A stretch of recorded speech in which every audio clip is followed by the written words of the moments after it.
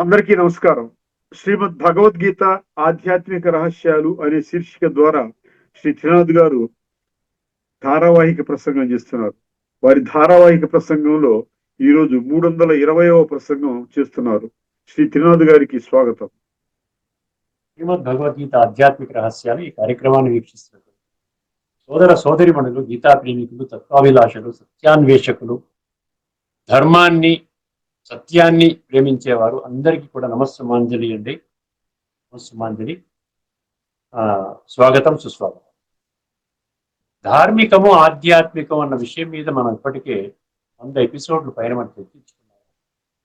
నాకు ముఖ్యంగా ఒక్క విషయం, నాకు అర్థం కాని విషయం ఏంటంటే, ఇప్పుడు విషయ వికారాలు మనకు తెలుసును, శాస్త్రాలు కూడా చెప్తున్నాయి, భగవద్గీత చెప్పింది. అదేవిధంగా మనకి ఎక్కడ ఏ యొక్క ఆధ్యాత్మిక జగత్తు కానీ ధార్మిక జగత్తులో ఎటువంటి సక్సెస్ స్టోరీ తీసుకున్నా అది సత్యత అసత్య పైన గెలిచింది, ధర్మము అధర్మంపై గెలిచింది. చివరికి విషయ వికారాలతో ఉన్నటువంటి వారు వారు ఆ విధంగా చంపబడ్డాడు, ఓడిపోయారు. ఇదే కదండి కథలు. అంటే ధార్మిక జగత్తులో ఈ విధంగా ప్రతి ఒక్కరి యొక్క వారి యొక్క చరిత్ర మనకి చెబుతూ అక్కడి నుంచి మనం ప్రేరణ కలిగించడానికి చెప్తూ ఉన్నారు. ఉదాహరణకి ప్రహ్లాదుడు అనుకోండి, నిరంతరమైన రాక్షసుడిగా అసురుడుగా అంటారు కదా, ఆ విధంగా పుట్టినా కూడా ఆయన భగవన్నామస్మరణ చేసుకుంటూ భగవంతుణ్ణి ప్రాప్తి చేసుకుని ఆ విధంగా ఉన్నతమైనటువంటి స్థాయిలోకి చేరుకున్నారు. సో ఇవన్నీ చెప్తున్నప్పుడు కూడా విషయ వికారాలని ఎందుకు విడిచిపెట్టకూడదు, విడిచిపెట్టాలి అన్న దాని మీద ఫోకస్ ఎందుకు లేదు? అర్థమైందండి. భగవద్గీత చెప్పింది, మిగతా శాస్త్రాలు చెప్పాయి, రామాయణం, మహాభారతం అన్ని చోట కూడా కామ, క్రోధ, లోభ, మోహ, అహంకారాలు ఇవన్నీ కూడా పచ్చి వికారాలు, పంచ వికారాలు. వీటిని ఖచ్చితంగా విడిచిపెట్టాలి. ఈ విషయాన్ని మనకు ఆధ్యాత్మిక జగత్తులో ఫస్ట్ డే నుండి ఇదే పాయింట్ అండి. అర్థమైందండి. ఆధ్యాత్మికతలో మీకు ఏ కొంచెం తెలుసుకున్నా కూడా అక్కడ ఓన్లీ ఫోకస్ ఏంటంటే దివ్య గుణాల ధారణ, విషయ వికారాల నిర్మూలన. దేహ భ్రాంతి అంటే దేహాభిమానం కారణంగా ఈ విషయ వికారాల వలయంలో చిక్కుకున్నావు నాయన. దేహాభిమానాన్ని విడిచిపెట్టు, ఆత్మాభిమానాన్ని పెంపొందించుకో అనే కదండి చెప్పేది. ఇక్కడ ముఖ్యంగా గమనించండి, ఎక్కడ ఎన్ని ప్రవచనకారులు చెప్పినా కూడా, ఎన్ని ధార్మిక గ్రంథాల పఠన పారాయణ శ్రవణం చేసినప్పటికీ కూడా, ఎన్ని రకాల ధార్మిక జగత్తులో కార్యక్రమాలు, వివిధ కార్యక్రమాలు చేస్తున్నప్పటికీ కూడా ప్రతి ఒక్క మంత్ర ఉచ్చారణ కానివ్వండి, లేకుండా ఉంటే ఏదైనా మీరు ఒక శాస్త్రంలో ఉన్నటువంటి శ్లోకాలు తీసుకోండి, వేదాలు, ఉపనిషత్తులు, భగవద్గీత ఇత్యాది అన్నిట్లో కూడా ఏ విషయం మీద చెప్పడం జరిగిందండి? మంచిని తీసుకోండి, చెడుని విడిచిపెట్టండి అనే కదండి మనకి ముఖ్యమైనటువంటి మనకు డైరెక్షన్ ఇవ్వడం జరిగింది మానవాడికి. ఇది ధార్మిక జగత్తులో ఎక్కడా కూడా టచ్ చేయరండి, ఎవరు టచ్ చేయరు. మీకు మీరే అర్థం చేసుకోండి, బుద్ధినేత్రాన్ని తెలుసుకుని గంభీరమైనటువంటి లోపం ఉన్నది ఇక్కడ. అందుకనే ఇంత ఇతోధికంగా కూడా భక్తి ప్రపత్తులు ఆ విధంగా భక్తి చేస్తున్నప్పటికీ కూడా మనుషులలో ఒక చైతన్యం అనేది కొలువైంది.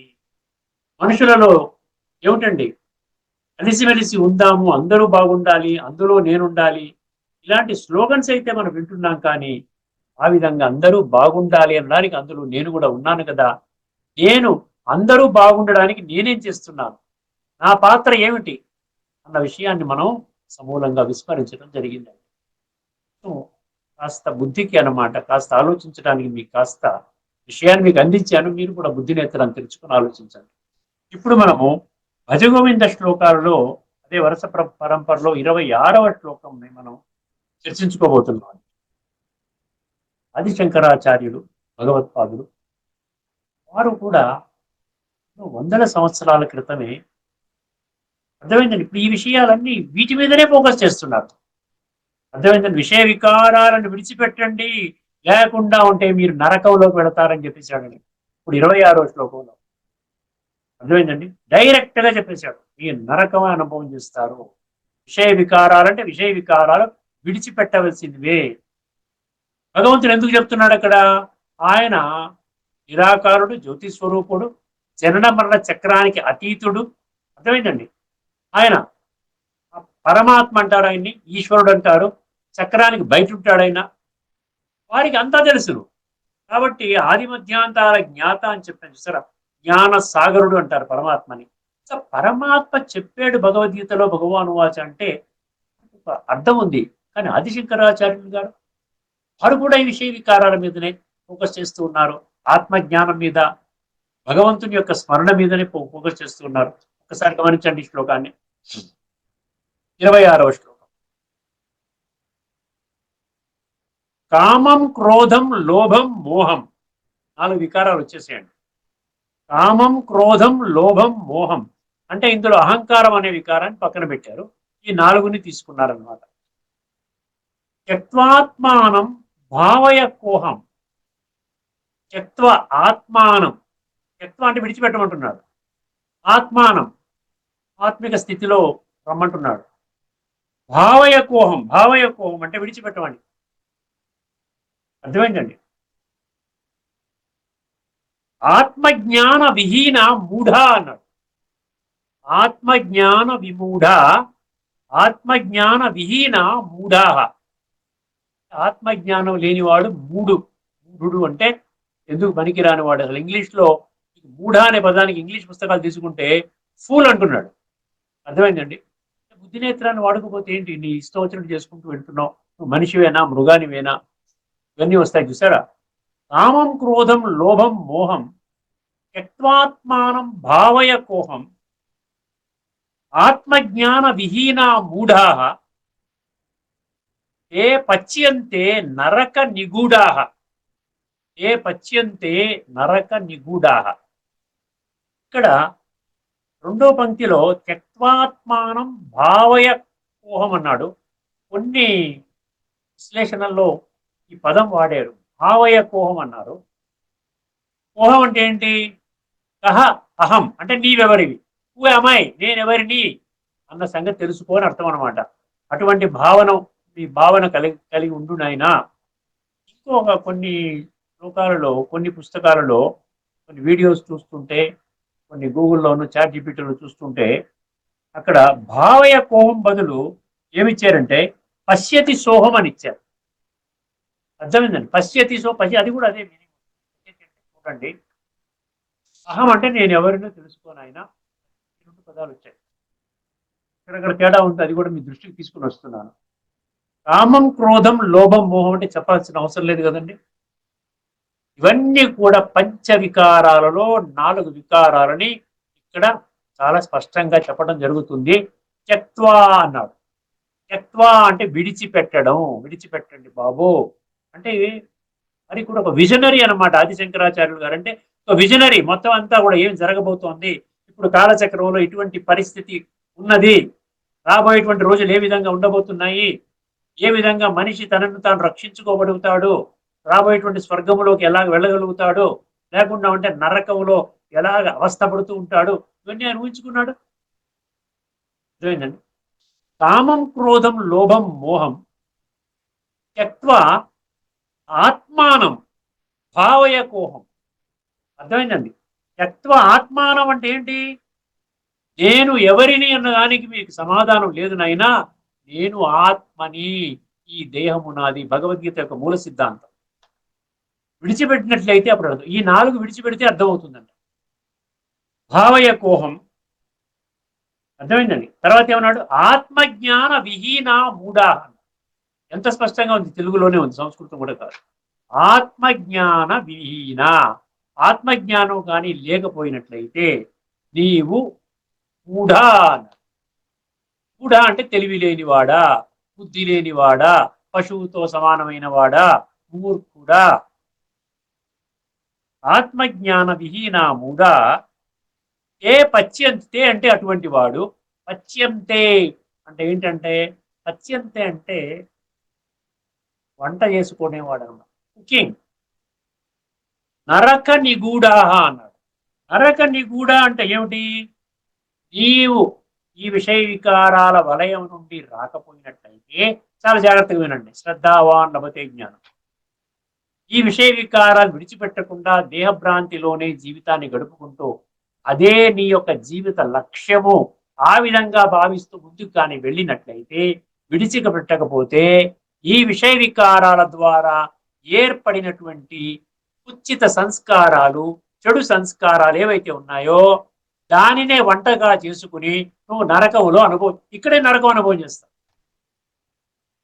ఆ విషయ వికారాలే నీకు అనుకోండి.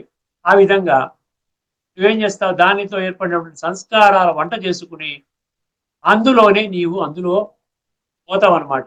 బాధల్లో మునిగిపోతావు నాయన, కష్టాలు నష్టాలు దుఃఖాలు మునిగిపోతావు. అందుకని విషయ వికారాలి నాలుగిటిని, కామము, క్రోధము, లోభము, మోహాన్ని విడిచిపెట్టు అన్నాడు. అర్థమైందండి.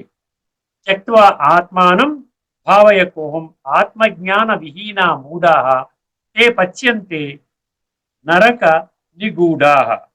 నరక నిగూఢ అంటే ఏంటి? ఏమంటున్నాడు? దోస్ వితౌట్ సెల్ఫ్ నాలెడ్జ్ అంటే ఏంటి?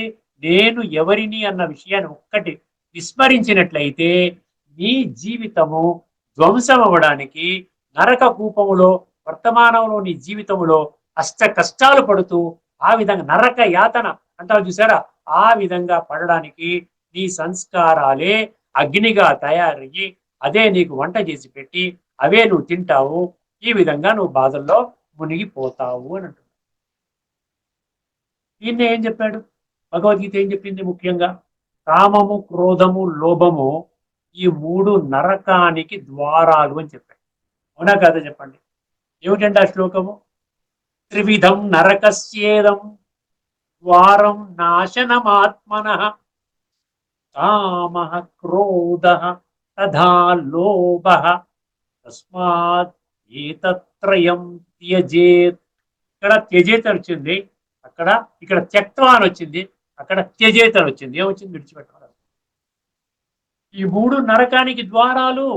ఎందుకంటే ఇప్పుడు అతి త్వరలోనే యుగ పరివర్తన జరగబోతుంది. దీనిని మనం తేలికగా తీసుకోవడానికి అవకాశం లేదండి ఇట్టి పరిస్థితిలో. భగవాను వాచ బహూనాం జన్మనాం అంతే జ్ఞానవాన్ మాం ప్రపద్యతే వాసుదేవం సర్వమితి సమహాత్మ సుదుర్లభ. కొద్ది మంది మాత్రమే అతి కష్టం మీద దొరుకుతారంట భగవంతుడికి. అంటే భగవంతుడు చెప్పిన మాటల్ని తూచా తప్పకుండా దాన్ని స్వీకరించి ఆ విధంగా జీవితాన్ని పరివర్తన చేసుకునేటువంటి వాళ్ళు అతి కొద్ది మంది మాత్రమే దొరుకుతారు. 7వ అధ్యాయం 3వ శ్లోకం, 7వ అధ్యాయం 19వ శ్లోకం విస్మరించకండి. దీంట్లో ఏమిచ్చారు మీనింగ్ చూడండి ఒక్కసారి. కోరిక అంటే కామము అంటే విషయం గుర్తుపెట్టుకోండి. కామము అంటే పుస్తకాల్లో మామూలుగా కామము అంటే కామ వికారము, దాన్నే సెక్స్ లస్ట్ అంటారు. అర్థమైందండి? దానిని ఏం చేస్తారంటే పుస్తకాలు, గీతా పుస్తకాలు కానివ్వండి, ఎక్కడైతే కామం అని వచ్చిందో దాన్ని ఏం చేశారు? ఆ సెక్స్ లస్ట్ ని తీసేసి ఏం పెట్టుకున్నారు? కోరిక అని పెట్టుకున్నారు. కోరిక కాదండి, కోరిక కాదు. కోరిక వల్ల పెద్ద నష్టం లేదు. కామ వికారం వల్ల మిగతా వికారాలన్నీ వచ్చేస్తాయి. అందుకని అది పంచవికారాల్లో మొదటి వికారంగా చూపించారు. గీత కూడా ఏం చెప్పింది? కామం మహాశత్రువు అని చెప్పింది గీత అనేక శ్లోకాలు. నా దగ్గర 205 శ్లోకాల లిస్ట్ ఉంది. అందులో ఎన్నో శ్లోకాల్లో కామము, క్రోధము, లోభము. అర్థమైందండి? ఇవన్నీ శత్రువులు. దీన్ని విడిచిపెట్టండి. ఎందుకంటే ఇప్పుడు మన ఫోకస్ ఎక్కడ ఉండాలి? మన ఫోకస్ అంతా ఆత్మశుద్ధి పైన ఉండాలి. ఎందుకంటే ఎండింగ్ టైం వచ్చింది అనుకోండి, ఒక్కసారి మనకు విజిల్ వేస్తారు. అర్థమైంది? ఒక్కసారి విజిల్ వేసేసిన తర్వాత అయిపోయింది నాయనా, నువ్వు ఏదైతే అనుకుంటున్నావో అయిపోయింది. ఇప్పుడు యుగ పరివర్తన జరుగుతోంది, ప్రపంచం అంతా కూడా పరివర్తన జరుగుతోంది, మనుషులందరూ కూడా అయిపోయింది. భగవంతుని పక్షమో లేకుండా అంటే వేరే పక్షం, భగవంతుని అర్థం చేసుకోకుండా ఉన్న పక్షం. రెండు పార్టీలు అంతే కదండి. Opposition party and ruling party అంటాం కదా. సో భగవంతుని మాటలు విన్నటువంటి వాళ్ళంతా ఒక డైరెక్షన్ లోను, వినని వాళ్ళంతా ఇంకో డైరెక్షన్ లోను. వినాశాయ దుష్కృతం అన్నాడు చూసారు, గీతలో అన్నాడు కదా. అర్థమైందండి? అందువల్ల భగవంతుడు మనకి ఏం చెప్తున్నాడంటే, నాకొక్కడికే తెలుసును, కాలచక్రం బయట ఉంటాను కాబట్టి మొత్తం 4 యుగాల చరిత్ర మొత్తం నాకు తెలుసు. ఇప్పుడు ఏ కాలం నడుస్తోంది, ఎంతవరకు ఇప్పుడు అయిపోతుంది, ఎప్పుడు ప్రారంభమవుతుంది, ఈ హెచ్చరికని నేను నా పిల్లలకి ఇస్తున్నా. మీరు దాన్ని తీసుకుంటారా లేక నిర్లక్ష్య ధోరణిలో విస్మరిస్తారా మీ ఇష్టమే. ఎందుకంటే మీరు పూజ చేశారు. హే భగవంతుడా మమ్మల్ని రక్షించు, పాహిమాం పాహిమాం పాహిమాం అన్నాం కదండి. యాని కానిచ పాపాని జన్మాంతర కృతాని చ, జన్మ జన్మలుగా మేము పాపాలు చేసుకుంటూ మేము చాలా ఈ విధంగా భ్రష్టు పట్టిపోయి ఉన్నది. మమ్మల్ని కాపాడు తండ్రి, మాకు సద్గతిని కలిగించటం నీవు తప్ప ఎవ్వరు చెయ్యలేరు. అన్యదా శరణము నాస్తి త్వమేవ శరణం మమ తస్మాత్ కారుణ్య భావేన అంటే మా మీద కరుణ చూపించు నాయన, దయ చూపించు. ఆ విధంగా చూపించి ఏం చేయమంటున్నాడు, మమ్మల్ని రక్షించు. ఈ యొక్క ఇప్పుడు ఎండింగ్ స్టేజ్ లో మాకు వర్తమాన పరిస్థితులు మేము ఎదుర్కోలేకపోతున్నాము. ఎక్కడ చూసినా కూడా బాధ కలిగించేవాడు ఎక్కువైపోయారు. ఒక్కరు కూడా సుఖాన్ని ఇవ్వలేకపోతున్నారు. మనిషిని మనిషిగా ట్రీట్ చేయట్లేదు. ఇదే కదండి జరుగుతోంది. ఇప్పుడు ఇదే విషయాన్ని ఆదిశంకరాచార్యులు గారు మనకేం చెప్పారు చూడండి. కోరిక కాదు ఇక్కడ, కోరిక కాదు, కామ వికారం అంటే సెక్స్ లస్ట్, లైంగిక వాంఛ అంటారు. తర్వాత దాన్ని పెట్టుకోవచ్చు. లైంగిక వాంఛ నెంబర్ 1. నెంబర్ 2, ఇంద్రియ సుఖాల అనుభవం చేయడానికి కొరకు మనసులో ఉత్పన్నమయ్యే కోరికలు, అది కూడా ఉంది. అది secondary. First is sex lust, కామ వికారం. నేను చూశాను చాలా 25-30 పుస్తకాలు ఉన్నాయి, భగవద్గీత పుస్తకాలు. అన్ని చోట్ల డిజైర్ అంటాడు, సెక్స్ లస్ట్ అనడు, డిజైర్ అంటాడు. డిజైర్ అంటే ఏంటి? మామూలు కోరికలు, భౌతిక కోరికలు అనమాట, మెటలిస్టిక్ డిజైర్స్. కోరిక, కోపము, లోభము. తర్వాత ఏమన్నాడు? మోహం అంటే ఇక్కడ అదే భ్రాంతి. మోహం అంటే దేహాభిమానం అండి. అంటే దేహం మీద, అంటే మెటీరియలిస్టిక్ అంటే భౌతిక శరీరం మీద మోహం అనమాట. అర్థమైందండి? అదేవిధంగా భౌతిక సంబంధాల మీద మోహం. అంతా భౌతిక వినాశి, వీటి మీద మోహం. వినాశి దేహం, వినాశి సంబంధాలు, వినాశి వస్తు వైభవాలు, వీటి మీద బాగా మోహం. అంటే ఇక జీవితం అంతా దానికోసమే ఉన్నది అన్నటువంటి భావనలో ముందుకు వెళ్ళటం అనమాట. లోభము భ్రాంతిని, వీటన్నిటిని విడిచిపెట్టిన సాధకుడు ఏం తెలుసుకుంటాడంట? నేను ఆత్మను అన్న సత్యాన్ని దర్శిస్తాడు. నేను ఆత్మని ఏమన్నాడు ఇక్కడ? త్యక్త్వా, తర్వాత ఏమన్నా? ఆత్మానం భావయ. ఓ అహం అంటే ఏంటి? అహం అంటే నేనెవరిని? ఆత్మని అన్న సత్యాన్ని దర్శిస్తాడంట. ఆత్మజ్ఞానము లేని వారు మూఢులు అన్నాడు. గీతలో కూడా నాకు శ్లోకం గుర్తొస్తుంది. 9వ అధ్యాయం 11వ శ్లోకం, మర్చిపోకండి. అక్కడ ఏమంటాడు? నేను ఒక సాధారణ వృద్ధ మానవ శరీరం ఆధారంగా వచ్చి నేను నా పని చేసుకుని చక్కదిద్దుకుని వెళ్ళిపోతాను. సీక్రెట్ గా జరుగుతుంది, ఆరబాట ఉండదు. బయట రోడ్డు మీద నిలబడి, చౌరస్తా దగ్గర నిలబడి పెద్ద మైక్ తీసుకొని నేను భగవంతుణ్ణి, నేను వచ్చాను రండి అంటే కూడా ఎవరు నమ్మరండి ఈ రోజున. ఆయన పని సీక్రెట్ గా చేసుకుని వెళ్ళిపోతున్నాడు. ఇప్పటికే 90 సంవత్సరాలు అయిపోయి. ఏం చెప్పాడు ఇక్కడ? 9వ అధ్యాయం 11 ఏం చెప్తున్నాడు? అవజానంతి మా మూఢా. అవజానంతి అంటే తెలుసుకోలేరు, అజ్ఞానులు. మూఢులు అంటే అజ్ఞానులు. మూఢులు అంటే ఏంటి? దేహభ్రాంతిలో కూరుకుపోయి ఉన్నవాళ్ళు, భగవంతుని పట్ల పూర్తిగా 100% నిర్లక్ష్య ధోరణి ప్రదర్శించేవారు. అవజానంతి మా మూఢ. ఏం తెలుసుకోలేరంటున్నాడు? మానుష్యం తనుమాశ్రితం. నేను మనిషి శరీరాన్ని ఆధారము చేసుకుని నేను జ్ఞానం చెప్తాను. ఎక్కడా దేవతా శరీరం అని చెప్పలేదండి. మానుష్యం తనుమాశ్రితం. నేను దేని కొరకు వస్తాను అది కూడా చెప్పాడు. పరమ భావము అన్నాడు. పరమ భావం అంటే పరమ సంకల్పము, పరమ లక్ష్యము. నా యొక్క లక్ష్యం ఏమిటి? మీరు కోరుకునే మా అబ్బాయికి మెడికల్ సీట్ కావాలి, లేకపోతే నేను ఫారిన్ వెళ్ళాలి, నాకు లేకపోతే కొంచెం ధనాన్ని ఇవ్వండి, అది కాదు. ధర్మ సంస్థాపనార్థాయ సంభవామి, అది పరమ లక్ష్యము. పతిత పావనుడు ఎందుకన్నారు? పతిత మనుషులని పావనంగా తయారు చేసే జ్ఞానాన్ని బోధించేటువంటి ఏకైక ఉద్దేశంతో ఆయన వస్తున్నారు, ఆయన వచ్చారు. అర్థమైందండి? అందుకని అవజానంతి మా మూఢ మానుష్యం తను ఆశ్రితం పరంభావం అజానంత. జానంత అంటే తెలుసుకోవడం, అజానంత. నేను అసలు ఎందుకు వస్తున్నాను, భగవంతుడు ఏంటి, వచ్చి ఏం చేస్తున్నాడు, ఆయన లక్ష్యం ఏమిటి, ఆయన ఏ ఉద్దేశంతో వచ్చాడు, ఏం చేస్తున్నాడు, ఇప్పటిదాకా ఏం చేశాడు, ఎంతమంది విషయాలు తెలుసుకున్నారు, ఇవేవి మనం పట్టించుకోకర్లేదు. అదేంటండి? పరంభావం అజానంత. తర్వాత ఏమన్నాడు? మమ భూత మహేశ్వరం. నేను మమ అంటే నేను భూత మహేశ్వరం అంటే ఏంటి? భూత అంటే గుర్తుపెట్టుకో, ఎక్కడైనా భూత అనే పదం వస్తే 850 కోట్ల మనుషులు, భూతాత్మలు అంటే పంచభూతాలతో తయారు కాబడినటువంటి ఈ యొక్క దేహం అనే వస్త్రాన్ని ధరించి ఈ సృష్టి నాటక రంగంపై తమ యొక్క విద్యుక్త పాత్రని అభినయిస్తున్నటువంటి మనము, అంటే మీరున్నారు, నేను కూడా ఉన్నాను. అర్థమైంది?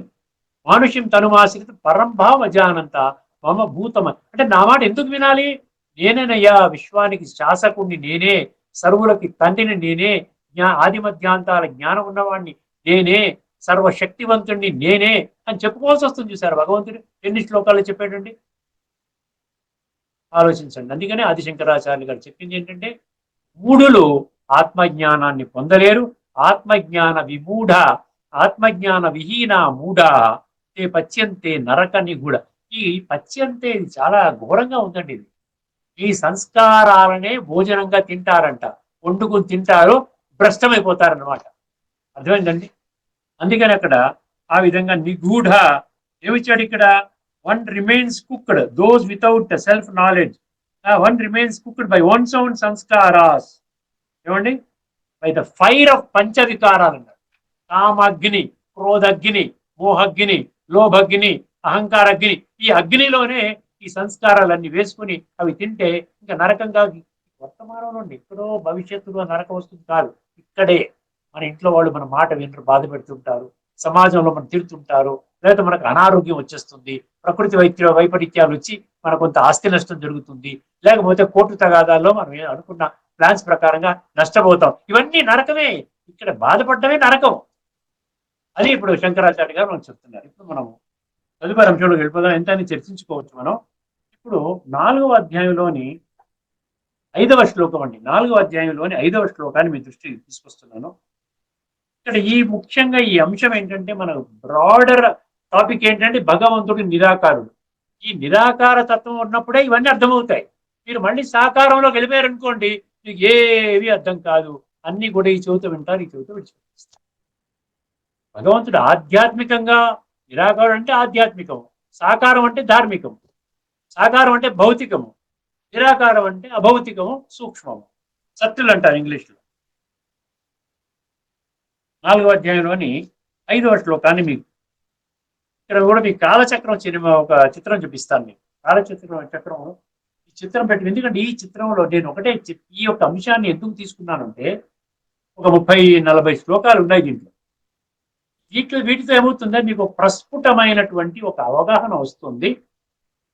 ఈ ఒక్క జన్మతో నా యొక్క జీవితము పరిసమాప్తము కాదు.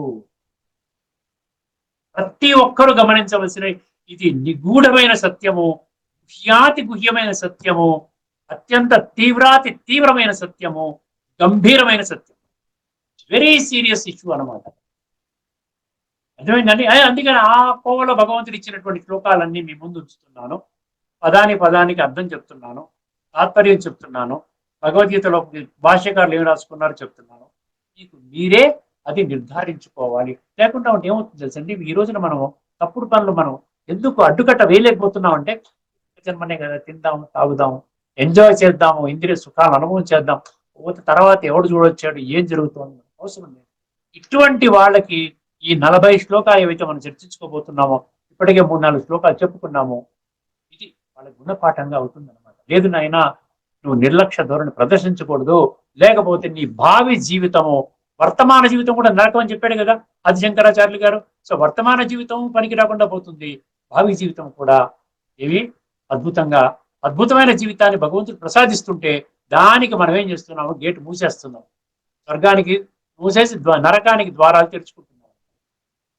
ఒకసారి అర్థం చేసుకోండి. ఇక్కడ ఏమంటున్నాడు ఈ శ్లోకంలో, ఒకసారి మీకు చిత్రం ముందు పెడతాను మళ్ళీ. ఎందుకంటే కొంతమంది అన్ని ఎపిసోడ్స్ సీరియల్గా చూడరు, మధ్యలో ఏదో ఒక ఎపిసోడ్ చూస్తుంటారు, అదే ఉద్దేశం అనమాట.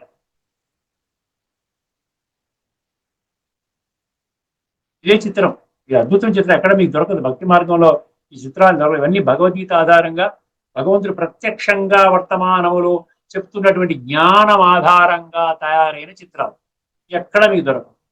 ఎవరైనా చెప్పారా మీకు కాలచక్రము కల్పం అంటే 4 యుగాలని చెప్పారా? ఎప్పుడు నిరంతరము ద్వాపర యుగం అంటారు, త్రేతాయుగం అంటారు. అర్థమైందండి? ఆ విధంగా కానీ ఒక్కొక్క యుగం యొక్క నిడివి ఎంత, ఒక్కొక్క యుగంలో ఎన్ని జన్మలు తీసుకుంటారు, ఒక్కొక్క అసలు ఈ కాలచక్రం స్వస్తిక సింబల్ తో చూపిస్తారు. చూసారా? ఒక స్వస్తిక సింబల్ అంటే ఏంటి? 4 యుగాలు, 4 సమభాగాలతో ఉన్నది. ఇవన్నీ అక్కడ ఎవరు చెప్పారు చెప్పండి? భగవంతుడు ఒక్కొక్కటి స్పష్టం చేసుకుంటూ వస్తున్నారు. ఈ స్టేజ్ లో మీరు అర్థం చేసుకోవడానికి మనం ఎప్పుడు చెప్పాము? 300 ఎపిసోడ్స్ అయిపోయిన తర్వాత చెప్పుకుంటున్నాం. అర్థమైంది? మొత్తం అంతా సీరియల్ గా మీరు వింటూ వచ్చారనుకోండి, ఒక్కొక్కటి మీ సంశయాలన్నీ, అపోహలన్నీ నివృత్తి అవుతూ పోతుంది. ఇక్కడ ఏం చెప్పాడు చూడండి ఒకసారి. ఈ కాలచక్రంలో ఆత్మలు పరిభ్రమించవలసింది. ఇదేమంటున్నాడు చూడండి ఒక్కసారి. ఈ శ్లోకం 4వ అధ్యాయం 5వ శ్లోకం. బహూని మే వ్యతీతాని, అర్థమైంది? బహూని మే వ్యతీతాని జన్మాని తవచార్జున. బహూని మే వ్యతీతాని జన్మాని తవచార్జున తాన్యహం వేద సర్వాణి నత్వం వేత్త పరంతప. ఇది శ్లోకం. తానహం వేద సర్వాణి నత్వం వేత్త పరంతప. ఎంత ఈజీగా ఉంటుందండి ఒక్కసారి బుద్ధి నేత్రం తెలుసుకుంటే.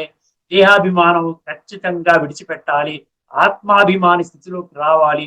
నేను ఆత్మని, దేహం నాది. ఇది ఒక సత్యమైనటువంటి విధానం.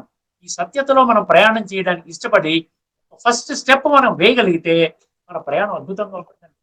లక్షల మంది అనుభవం చేస్తున్నారు. అర్థమైందండి? అర్థం చేసుకునే ప్రయత్నం చేయండి. ఇదేదో పురాణం కాదు. ఈ చెవితో విని చాలా బాగా చెప్పారండి, ఏం అవసరం లేదు. మీలో ఒక పరివర్తన తెచ్చుకోలేనటువంటి విధంగా ఇప్పటికీ కూడా తెచ్చుకోలేదు అంటే ఈ పర్పస్ సర్వ్ అవ్వలేదు. ఇంతకంటే గొప్పగా చెప్పేది ఇంకేముంటుంది చెప్పండి? భగవద్గీతలోని ప్రతి పదం యొక్క ఆధ్యాత్మిక రహస్యాన్ని భగవంతుడు మీ ముందు ఉంచుతున్నాడు. బహూని మే వ్యతీతాని జన్మాని తవచార్జున అంటే ఏమిటి? భగవంతుడు ఏం చెప్తున్నాడు? నాయన, నీ యొక్క జన్మలు, నా యొక్క జన్మలు ఏమిటి? ఆ జన్మల యొక్క రహస్యాలు, మనం ఎన్ని జన్మలు తీసుకుంటున్నాం ఈ కాలచక్రంలో, అనేక మార్లు తిరుగుతున్నటువంటి కాలచక్రంలో అనేక జన్మలు నేను తీసుకున్నాను, అనేక జన్మలు నీవు తీసుకున్నావు. ఈ విషయం నాకు తెలుసును, కానీ నీకు తెలియదు అంటున్నాడు. ఎందుకు తెలియదు? అర్జునుడు దేహాభిమానంలో ఉన్నాడు కదా. మనం అందరం కూడా ఇప్పుడు ఏం చేస్తున్నాము? దేహాభిమానం నుండి ఆత్మాభిమాని స్థితిలోకి రావడం కోసం అని చెప్పి ఈ భగవద్గీత తత్వజ్ఞాన కోణంలో భగవంతుడు చెప్పిన విషయాల్ని వర్తమానంలో భగవంతుడే వచ్చి పునః తెలియజేస్తున్న విషయాన్ని అర్థం చేసుకుని ఈ విధంగా మనం అర్థం చేసుకునే ప్రయత్నం చేస్తున్నాం. ఎన్నో కాలచక్రాలు గడిచిపోయాయి. అన్గిన్నత్ అంటారు కదా, లెక్కలేనన్ని సార్లు తిరుగుతూనే ఉంది. కాలచక్రం ఆగదు. అర్థమైందండి? సో పెక్కు జన్మలకు నీది గడిచిపోయింది, నాది కూడా గడిచిపోయింది. కానీ ఈ యొక్క జన్మల రహస్యం నాకు తెలుసును, నీకు తెలియదు అంటే మీనింగ్. అర్థమైందండి? భూనిమి వితీతాని జన్మాని తవచార్జున తాన్యహం వేద సర్వాణి నత్వం వేత్త పరంతప. పరంతప, నీకు మాత్రము నీ యొక్క జన్మలు తెలియదు, నాకు మాత్రం మొత్తం అంతా తెలుసు. ఇప్పుడు ఎందుకు తెలుసు? భగవంతుడికి ఎందుకు తెలిసింది, మనకి ఎందుకు తెలియలేదు? అర్జునుడు మనమేనండి. అర్జునుడు అంటే ఎవరు లేరండి అక్కడ. జ్ఞానార్జన, జ్ఞానము ద్వారా 3వ నేత్రాన్ని తెరుచుకున్న ప్రతి ఒక్కరు కూడా అర్జునుడే. జ్ఞాన నేత్రం అంటాం కదా, ఆధ్యాత్మిక నేత్రము, జ్ఞాన నేత్రము, 3వ నేత్రము, బుద్ధి నేత్రము, మనోనేత్రము, సంస్కార పరివర్తన నేత్రము, పరమాత్మని దర్శించే నేత్రం. ఒక్కసారి గమనించండి, భగవంతుడికి ఎందుకు తెలిసింది? అన్ని జన్మలు ఉన్నాయని భగవంతుడికి ఏ కారణంగా తెలిసింది? భగవంతుడు సాకారము కాదు. సాకారములో ఉన్నటువంటి 33 కోట్ల దేవీ దేవతలు సైతము కాలచక్రములో పరిభ్రమిస్తారు. ఎవరైతే కాలచక్రములో పరిభ్రమిస్తారో, ఈ విధంగా సత్యయుగం నుండి మొదలుకొని కలియుగం ఎండింగ్ వరకు వచ్చి ఆ విధంగా కల్పాన్ని పూర్తి చేసుకొని మళ్ళీ ఆ విధంగా పరమాత్మ ఈ సృష్టి మీద అవతరించి మన సంస్కార పరివర్తన యజ్ఞాన్ని స్థాపన చేసి ఆ విధంగా ఆత్మ యొక్క సంస్కారాన్ని, ఉళ్ళుని తమో ప్రధాన సంస్కారాన్ని కడిగి సత్యయుగ సంస్కారాలతో నింపి మళ్ళీ కృతయుగమును ఆరంభించి మళ్ళీ నూతన యుగము. సో ఈ విధంగా యుగము తర్వాత యుగము తర్వాత యుగము తర్వాత యుగం తర్వాత ఇలాగ తిరుగుతూనే ఉంటుంది. అర్థమైందండి? ఎందువల్ల భగవంతుడు చెప్తున్నాడు అంటే, భగవంతుడు చక్రము బయట ఉంటాడు. చక్రములోన ఉన్న వాళ్ళకి, చక్రములో మీకు మీరు పరీక్షించుకోవచ్చు. మనం చక్రములో ఉన్నాం, వర్తమానంలో కలియుగం ఎండింగ్ లో ఉన్నాం, చక్రములో ఉన్నాం. ఈ చక్రములో ఉన్న వాడికి ఆ ఒక్క జన్మ గురించి మాత్రమే అర్థమవుతుంది. ఈ ఒక్క జన్మలోని ఇప్పుడు నాకు కొన్ని గుర్తుంచుకుంటే చిన్నప్పటి నుండి ఇప్పటి వరకు, పుట్టినప్పటి నుంచి ఇప్పటి వరకు అన్ని గుర్తుండవండి. కానీ అక్కడక్కడ ఏదైనా కొన్ని సంఘటనలు జరిగాయి అనుకోండి. ఆ 75లో నేను బ్యాంకులో జాయిన్ అయ్యాను, అంతకుముందు పుట్టిన వెంటనే నేను 54లో పుట్టాను, తర్వాత నాకే చిన్న యాక్సిడెంట్ జరిగింది, ఆ తర్వాత నన్ను ఆసుపత్రి తీసుకుని వెళ్ళి అడ్మిట్ చేశారు, కొన్ని కొన్ని సంఘటనలు గుర్తుంటాయి. అర్థమైందండి. అదేవిధంగా నేను పలానా సంవత్సరంలో నేను ఆఫీసర్ అయ్యాను, తర్వాత నాకు మేనేజర్ ప్రమోషన్ వచ్చింది, కొన్ని కొన్ని గుర్తుంటాయి. అంటే ఒక ఇంపార్టెంట్ వెడ్డింగ్, నా ఈ రోజున మా వివాహం జరిగింది, ఈ రోజున నాకు బిడ్డలు పుట్టారు, ఇవి గుర్తుంటాయి. కానీ వాడు ఒక్క జన్మ జ్ఞానమే ఉంది కదా, అది కూడా సంపూర్ణంగా లేదు కదా. భగవంతుడికి సృష్టి యొక్క ఆది మధ్య అంతిమం యొక్క జ్ఞానం ఉంటుంది. ఆది అంటే సత్యత్రేత, మధ్య అంటే ద్వాపర, అంతిమం అంటే కలియుగం. ఏ శ్లోకంలో చెప్పాడు అక్కడ? ఏ శ్లోకంలో చెప్పాడండి? 10వ అధ్యాయంలోని 32వ శ్లోకం. సర్గాణం, సర్గ అంటే సృష్టి అండి. సర్గాణం ఆదిరంతశ్చ మధ్యం చైవాహమర్జున. అర్థమైంది? అక్కడేమన్నాడు? ఏ అర్జున, నాకు ఒక్కడికే తెలుసు కాబట్టి నన్ను నమ్ము. తెలియని వాళ్ళని నమ్ముకున్నాం ఇప్పటిదాకా, వాళ్ళకి తెలియదు, వాళ్ళు మనకేం చెప్తారు? ఏమండి, ఎవరు కృతయుగంలో వెళ్తారండి, వెళ్ళడానికి ఆధారం ఏంటని అడగండి, ఎవరు చెప్పలేరు. భగవంతుడు మాత్రమే ఏం చెప్తున్నాడు? నాయన, ఈ దేహ త్యాగం చేసేటప్పటికి నీలో ఉన్న సంస్కారాలు కుళ్ళిపోయినట్లయితే నువ్వు కలియుగంలో పుడతావు. అంటే కుళ్ళిపోవడం అంటే తామసిక ప్రధానము, లేక మధ్యస్థంగా కొంత ప్రయత్నం చేసుకున్నా గుండెపోటు వచ్చి పోయావు, మధ్యలోనే పూర్తిగా కంప్లీట్ చేసుకోకుండానే నువ్వు రజోగా పోయావు, కాబట్టి నువ్వు ద్వాపరయుగంలో జన్మ తీసుకుంటావు. నీ అదృష్టం బాగుండి నిరంతరము కూడా కాస్త ఆత్మచింతన, పరమాత్మ చింతనతో గడిపావు, ఒక 20 సంవత్సరాలు గడిపావు, 30 సంవత్సరాలు గడిపావు, చక్కగా ఒక స్థితికి చేరుకున్నావు, చక్కగా ఆత్మిక స్థితిలో ఉన్నావు, నిరంతరం పరమాత్మ స్మృతిలో ఉన్నావు, నీ సంస్కారాలు ఒక లెవెల్కి వచ్చాయి, సాత్వికంగా వచ్చాయి, లేక సాత్విక ప్రధానంగా వచ్చాయి, నీవు రాబోయేటువంటి సత్యయుగంలో మంచి జన్మ పొందుతావు. ఫార్ములా 13వ అధ్యాయంలోని 21, 15వ అధ్యాయంలోని 8 మనం చాలా ఎపిసోడ్లు చర్చించుకున్నాం. ఆ ఫార్ములా ప్రకటించాడు భగవంతుడు. పురుష ప్రకృతిస్థో హి భుంక్తే ప్రకృతిజాన్ గుణాన్ కారణం గుణసంగోస్య సత్ అసత్ యోని జన్మసు. 13:21. శరీరం యదవాప్నోతి యచ్చాప్యుత్క్రామతీశ్వర గృహీత్వైతాని సంయాతి వాయుర్గంధా నివాసయాత్. వాయువు ద్వారా ఏ విధంగా ఒక ప్రదేశం నుండి వచ్చిన వాయువు ఇంకో ప్రదేశాన్ని ఏ విధంగా అయితే ఆ వాయువు ద్వారా వచ్చిన సుగంధము దుర్గంధము ఇక్కడ వ్యాపిస్తుందో, అదే విధంగా దేహత్యాగం చేసిన వ్యక్తి ఏమి తీసుకొని వెళ్ళడు అనగా అది తప్పు. ఏమి తీసుకొని వెళ్ళడండి, ఏమి తీసుకుని రాలేదు అనకండి. ఖచ్చితంగా ఏం తీసుకుని వెళ్తాడు? సంస్కారాలను తీసుకుని వెళ్తాడు. సంస్కారాలకు అనుగుణంగా తన యొక్క జన్మ నిర్ధారింపబడుతుంది. ఎవరి సంస్కారాలైతే సాత్వికంగా ఉంటాయో వారు మాత్రమే సత్యయుగంలోకి వస్తారు. ఎక్కడ చెప్పాడు? 14వ అధ్యాయంలోని 14వ శ్లోకము. తర్వాత రజోతమో గురించి కూడా చెప్తూ 14, 14, 14, 15 చదువుకోండి. యథా సత్వే ప్రవృద్ధేతు ప్రళయం యాతి దేహభృత్ తదోత్తమ విధాం లోకాన్ అమలాన్ ప్రతిపద్యతే.